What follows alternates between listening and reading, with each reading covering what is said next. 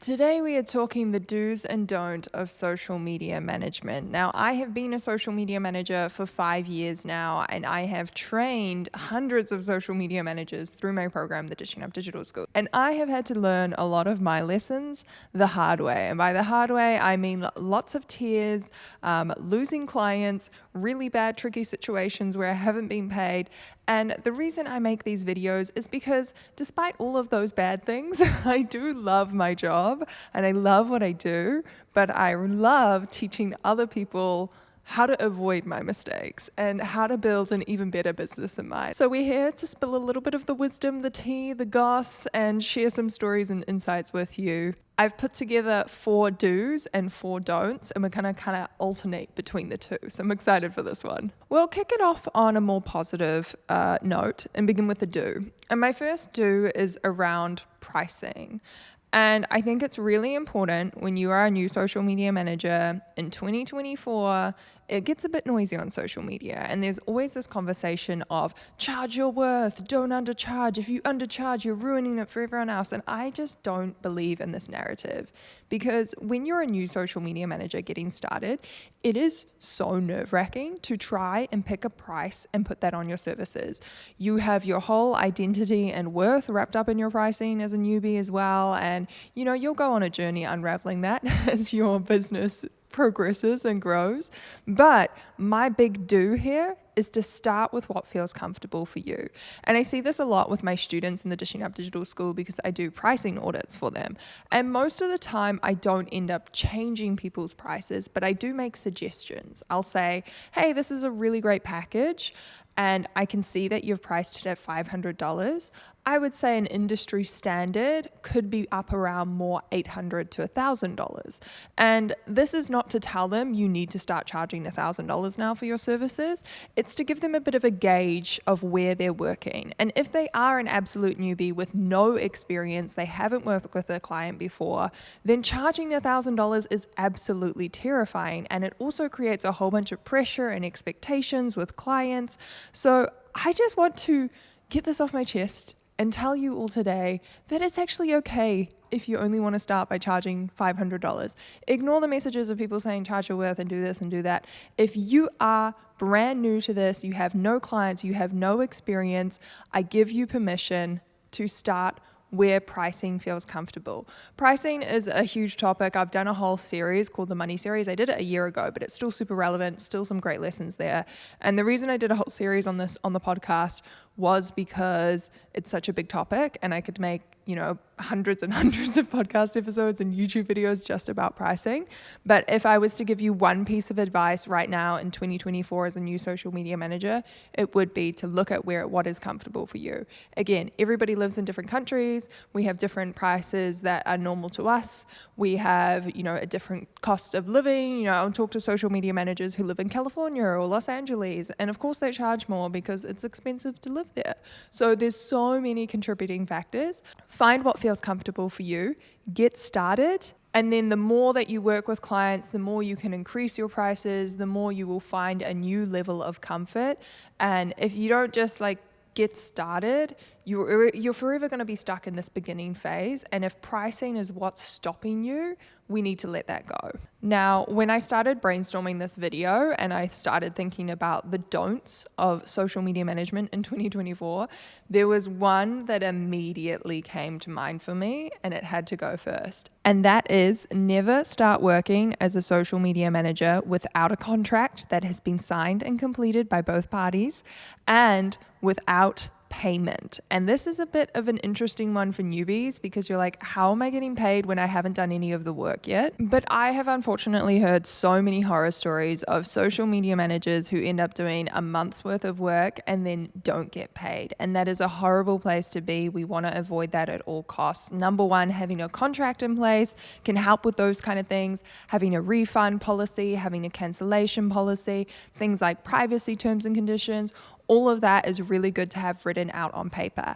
As a newbie getting started, I just use templates that I found online. And I often get asked if I sell a template, and I feel like that's really icky if you see a coach selling a legal template when they're not a lawyer.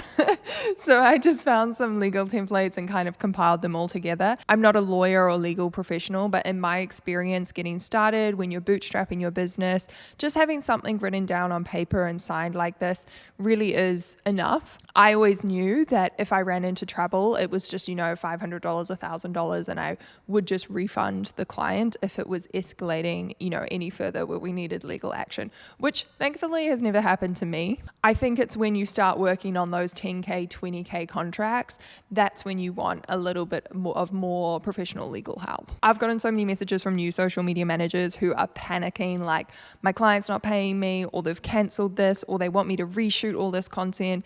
And my first question is, well, what was the policy in your contract? And they're like, oh, I didn't have a contract. So just making sure you've got things like that covered. Also having something like a revisions clause in your contract. So how many revisions does a client get? How many edits can they make to the content before they need to pay more for that? And of course, coming back to the invoice, this is a really actually common practice for freelancing and social media management to get paid upfront before the work is done. If not upfront, at least a 50% deposit. Don't let anyone convince you to do lower than that. I did this when I got started just because I didn't feel comfortable taking, the full $500 from people. And for me, the reason why I switched to just pay in full was because I realized it was just way too much admin for me and my client to just be sending 2 invoices and 2 payments. And it was just a lot of faff. And then I realized once I got to know the industry, I was like, oh, this is really normal to just pay up front at the beginning of the month. My next do for social media management in 2024 is all about leaning into the skills that you already have. If you're a newbie, if you're just getting started, or even if you're a little bit more established and further along in your journey, think about what it is that you love first and foremost about social media management, and also what you're good at. And this is where I got a lot of messages from people asking, Ellen, do I need to shoot video content? I don't have a camera, or I don't like filming videos. Or on the flip side, I get people who are like, I just want to make content. I don't want to actually post it to people's pages. And this is the beauty, everyone, of running your own business. You get to choose what you want to offer and what services you want to sell. Empower yourself to decide that, and leaning into a skill that you already have is perfect for getting started. And it really upsets me when I see social media managers who are trying to push themselves or force themselves into a box that's been designed by someone else. When I got started, I was very much in the UGC world. I mean, it wasn't called UGC because that didn't exist back in 2019, but I was doing lots of content packages specifically for Instagram and Instagram style content in that era of 2019. And that was really great for me because I already had an Instagram page. I'd been running a blog for several years. I'd had a YouTube channel. I had all the gear. I had the cameras. I understood lighting. I understood composition. Whereas someone completely new who doesn't have any of that gear, who doesn't have any of that understanding or practice, don't force yourself to suddenly be a UGC creator. Likewise, I had a student last year who came to me and said, Ellen, I can't think of anything worse than sitting at a computer scheduling Instagram posts. And I was like, cool, girl, you don't have to schedule Instagram posts then. Let's create some custom packages for you. And she ended up doing some really cool strategy packages, services kind of focused on coming into a company and revitalizing their marketing strategy, focusing on their Instagram, the behind the scenes strategy, the planning, supporting them with the execution. And I just love seeing that. I love seeing people lean into their skills and also what they're most passionate about. This kind of brings me to my next don't. And I feel like I'm going to get into some more specific things around 2024 and this era and this time and tips relevant for that in a second. But I really wanted to take a moment to pause and recognize how noisy it is. When you are starting a business, everybody has an opinion. And everybody on social media, the coaches you follow, the other social media managers, they often have a different strategy, or they're doing a post like, you must do this, and this is what you have to do, and this is what you have to do. And they all end up contradicting each other. So my next don't of social media management right now is to not get caught up in that noise, to instead focus on you and your clients. I feel like this can really expand to so many different aspects of our job as social media managers. Like, for example, let's look at tools and apps. There's so many different pieces of software that people recommend and that people say are the best in the business, or this is what helped them scale to 6 figures, or no, this was what that happened, or another person's like this. And again, all those contradictory opinions. But what's actually most important is focusing on your client. How can you make their life easier? Put the client front and center and stop listening to others' opinions, or even just listening to your own opinions. It's not about what you want. It's actually about the client.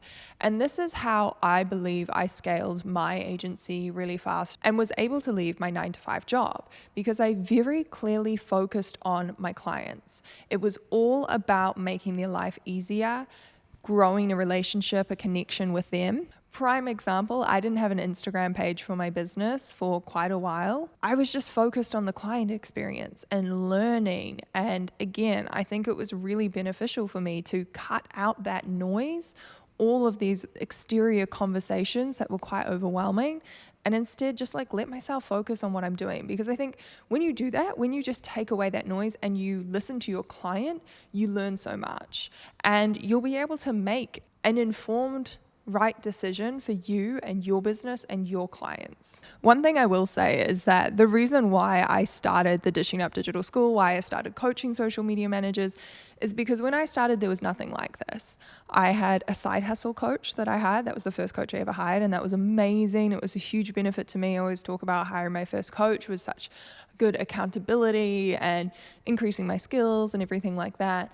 But I almost feel a little bit bad for social media managers getting started in 2024, because there's now so many people doing what I do, so many social media management coaches out there specifically coaching you on how to start this as a side hustle. And even for me in the industry, I get overwhelmed by that sometimes. I'm like, oh my God, it's another coach and they're saying this is the other strategy that everyone should be doing. And if I'm getting overwhelmed, I can only imagine how newbies feel. So take this as a lesson today. Don't listen to the noise. Listen to your clients, listen to yourself, so you know what is best deep down. My next do for social media management is a little bit more relevant to 2024 and a shift and a change that I've seen in the industry. And that is multi-platform marketing. You guys know that I am a fan of this. If you've listened to the podcast before, this is like all I talk about. I have specific episodes on this strategy. And anytime I talk about Instagram marketing, I'm also talking about multi-platform marketing. But my general advice up until more recently for new social media managers has always to be niche down by platform. Don't niche by industry, niche by platform. So be the Instagram specialist, be the Pinterest specialist. And I still think this is a really good strategy for getting started and preventing overwhelm and having that niche specialty. However, I do think in 2024, businesses are wanting more out of their social media managers. And this is why I've really started looking at like different scheduling software I can use, because I'm realizing clients want to be on Threads. They want to be on Instagram. They want to be on Pinterest. They want to have paid ads. They want to have organic content. And although my next don't is kind of going to link into this. Although I'm not a big fan of scheduling, I'm now realizing I don't think it's possible to be a social media manager without a good scheduling software now. So I've kind of changed my opinion on that a little bit. But a big part of it is because I'm seeing social media managers that need at least 2 platforms that they're managing.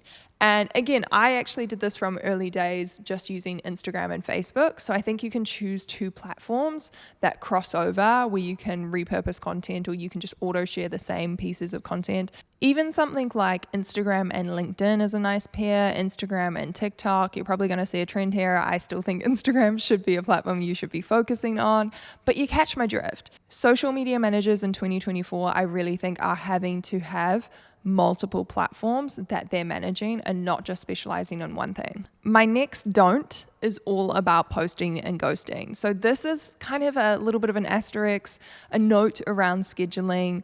It's very easy as a social media manager to just schedule up your content and then that's it. You don't come back till next month when you've got to schedule up the next posts.